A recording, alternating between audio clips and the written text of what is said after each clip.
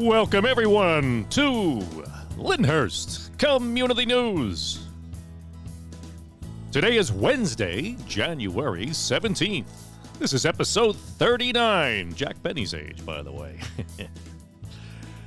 I'm Brian Haggerty, and here is what's happening this week around our community. But first, be sure to send us any news from your club, your organization, church, school, sport, and don't forget birthdays and anniversaries of note, as well as engagements. We all love to hear everybody's good news so we could all celebrate together. And send all of this to lyndhurstcommunitynews@gmail.com. Now, like I always remind everybody, but I know I have to keep saying it because not everybody gets to listen every week, but any email addresses, any contact information that I may mention during any episode, you have to go to YouTube and look in the description box below the video. That's where all of the contact information, email addresses are all posted. Because some of you may watch it on Facebook. If you click it on Facebook, yes, it's playing a YouTube video, but you're watching it on Facebook and you won't see the description box. But if you click through and watch it on YouTube, well, then you'll see the description box where all the information is located. And don't forget to subscribe to the YouTube channel and also follow us on, which is our page on Facebook, which is called Lyndhurst News, not Lyndhurst Community News, Lyndhurst News. There originally was, it's funny, I had first begun this several years ago, but then COVID hit, and of course there was no news to report. And I had made a page at that time on Facebook called Lyndhurst Community News. But what happened was my original Facebook account, which I had had since 2009, I'd say, it got hacked. I know a lot of people have been a victim of Facebook hacking. So it got hacked. I lost access to it. I couldn't get a hold of anybody at Facebook.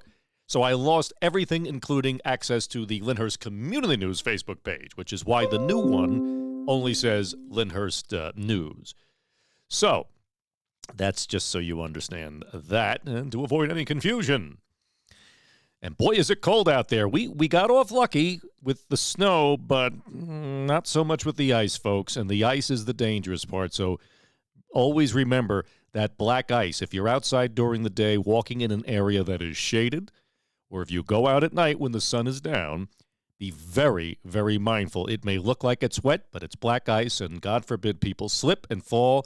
And especially our elderly residents need to be extra careful. And I recommend staying in the house. And, if you can, if you have elderly neighbors, check in on them.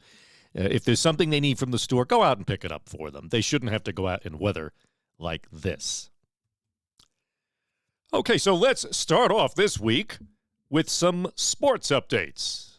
This was actually a great week for Lyndhurst High School sports, especially among the girls' teams.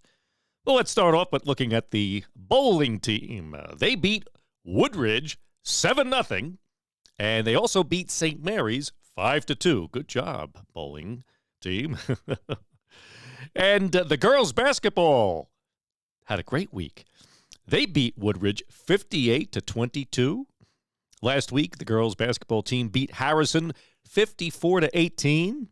And this week, they beat PCTI 31-29. Great work, girls, and to the coaches, of course. And now this one is big. The girls' swim team beat Weehawken at an amazing 123-40. Congratulations, girls and coaches. Everybody should be very proud. It was a great week for Lyndhurst sports.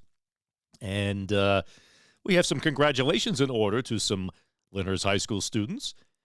Julia Todsman. She was named the LHS's recipient for the NJSIAA National Girls and Women's Sports and Women in Sports. That's the award.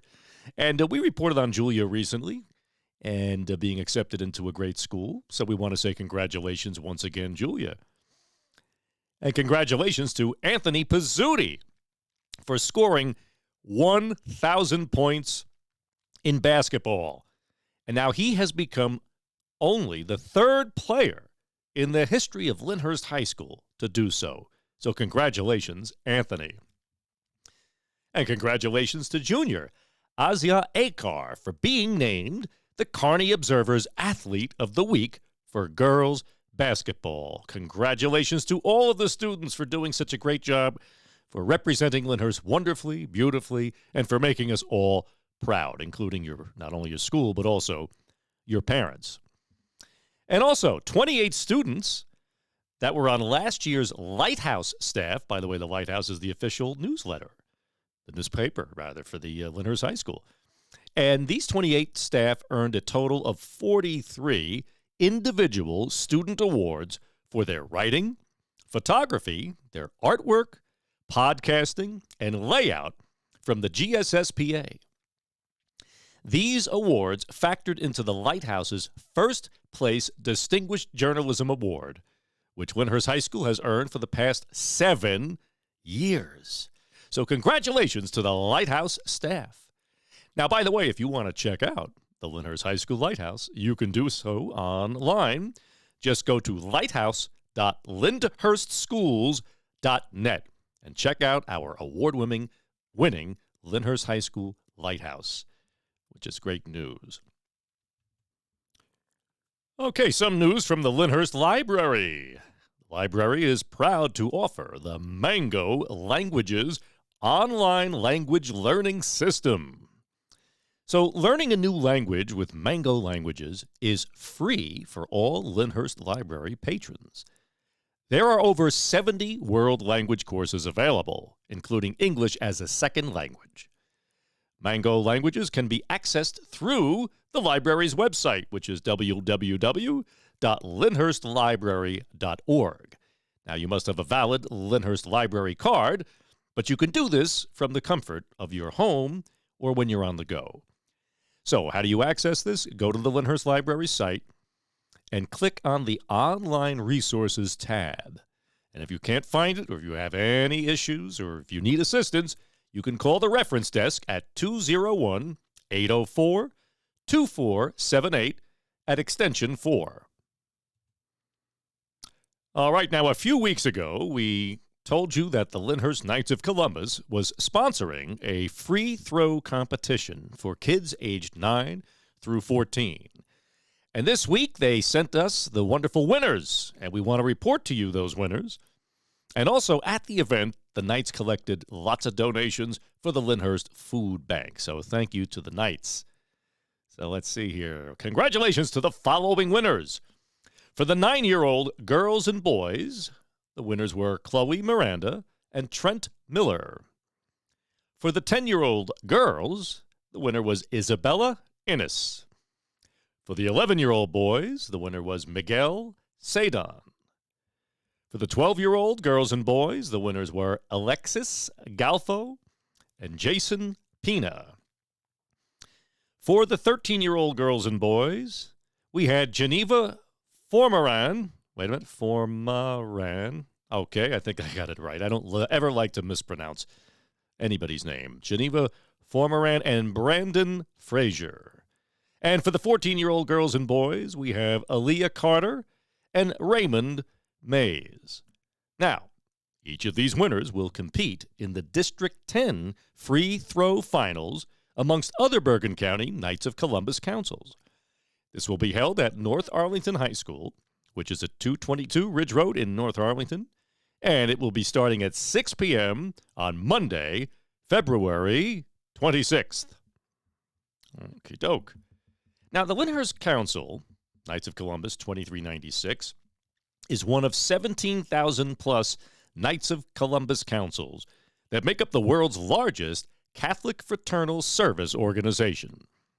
It was founded in 1882 to assist working-class and immigrant Catholics in the United States.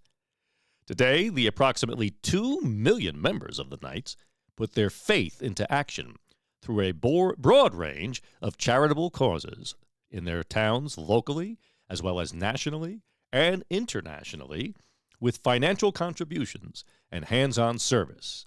And yes, our Knights of Columbus do a great deal here in Lyndhurst. And if you're interested in joining, you can visit Linktree, and I'll leave that web address in the description box below. All right, now just some reminders here as we come up to the events. I usually report on dinners and big events, and then sometimes I forget to remind you all. So I would just like to remind you all that this Sunday, the 21st, at the Lyndhurst American Legion Post 139 is our monthly scholarship breakfast. $10 for breakfast. Come on down, folks. It supports the local scholarships that are given out to Lyndhurst graduating seniors. And also, we have the early Valentine Doo-Wop celebration dinner, which benefits the Girl Scouts. It was so successful last year, this is the second year, that it's going to be held at the Mount Carmel Parish Center on Saturday, February 10th at 7 p.m. Tickets are $40. You must get those tickets ahead of time. I'll leave that in the description box, or you can listen to last week's episode and get the contact information there. And don't forget, again, the Women's Club Mardi Gras, which is Tuesday, February 13th at 6 p.m. at San Carlo on Stuyvesant Avenue. Those tickets are $56. And something else I wanted to, I talked about this, probably about 7-8 months ago, but I thought it was important to bring it back up. Being a member of the Sons of the Legion, I spend a good deal of time down at the post, cooking and otherwise just hanging out. And very often people come in with old American flags to be retired, because traditionally you would bring the flags to a veterans organization.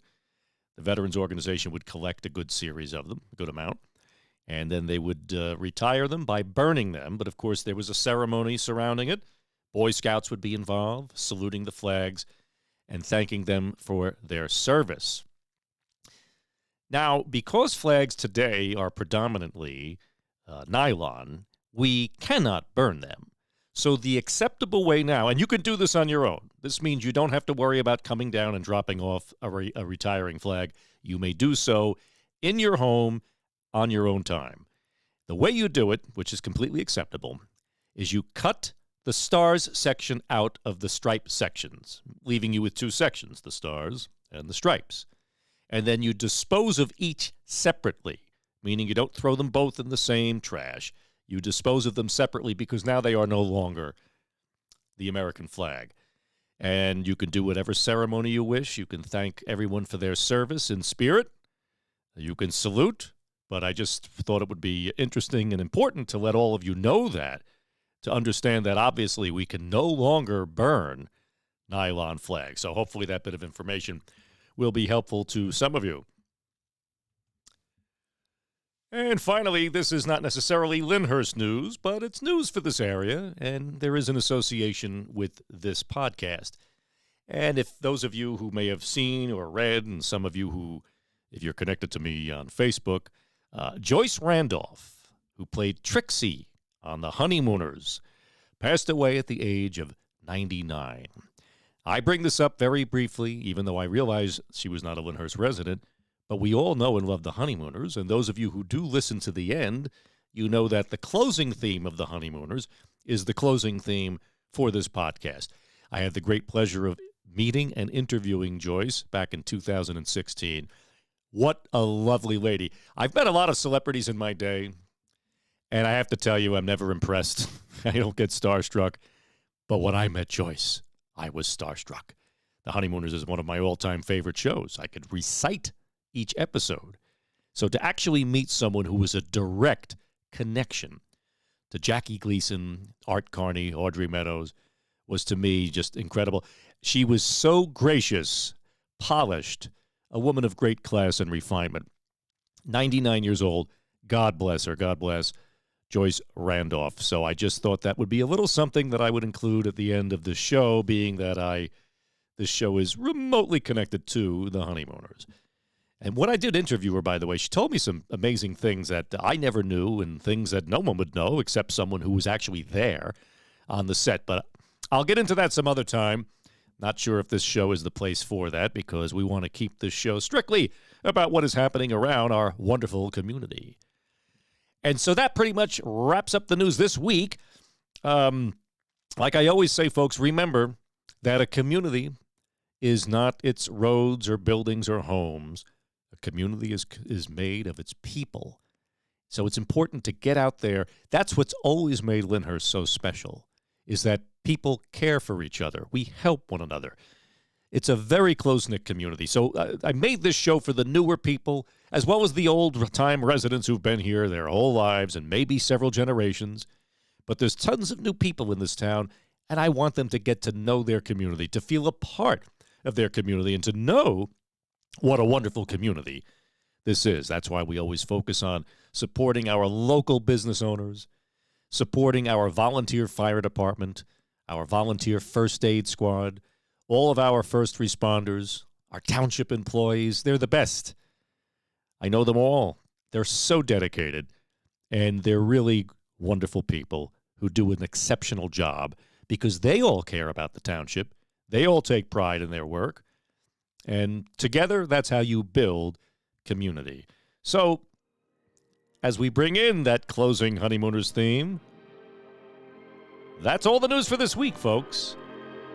Check in on your neighbors, especially your elderly neighbors, during these cold times with the ice. And God bless you all, and God bless Lyndhurst. See you next week, folks.